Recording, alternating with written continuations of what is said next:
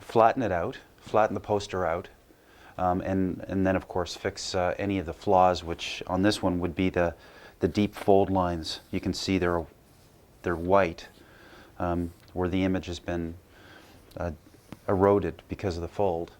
Here's a great example of right here. I mean, the Back to the Future poster.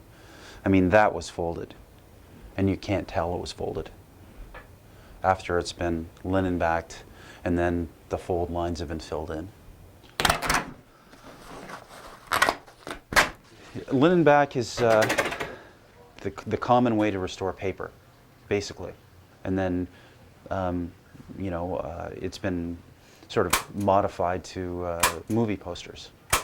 And this is an acid-free paper that's imported from Japan. It's called a masa paper.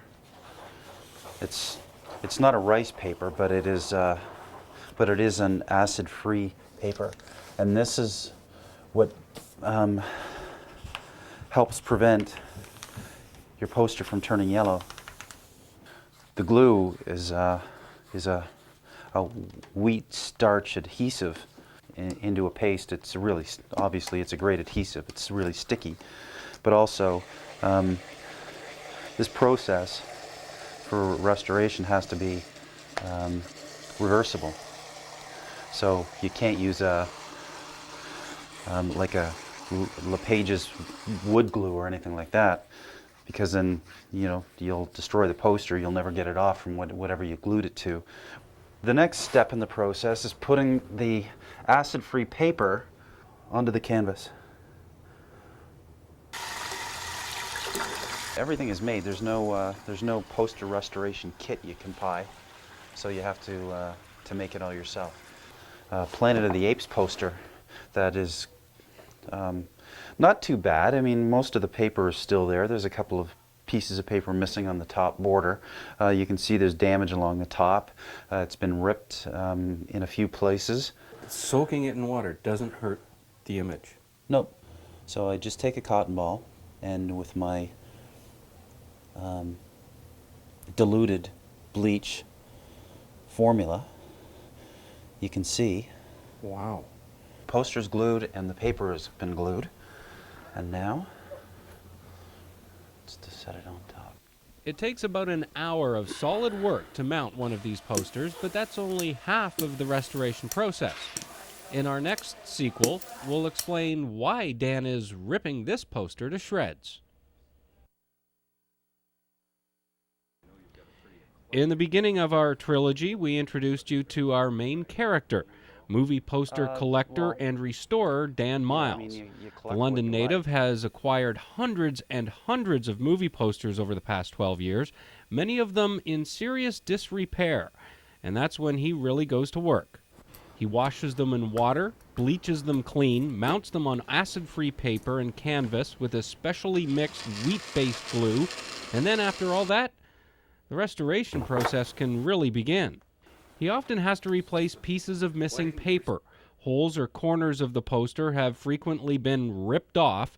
What follows is an arduous task of painting, coloring, and airbrushing away the flaws to the artwork. It's a hobby, but one that serendipitously has become quite lucrative. I purchased from somebody in Texas who clearly wasn't a collector. And I got this poster for $75, sell for anywhere between $500 and $700 US.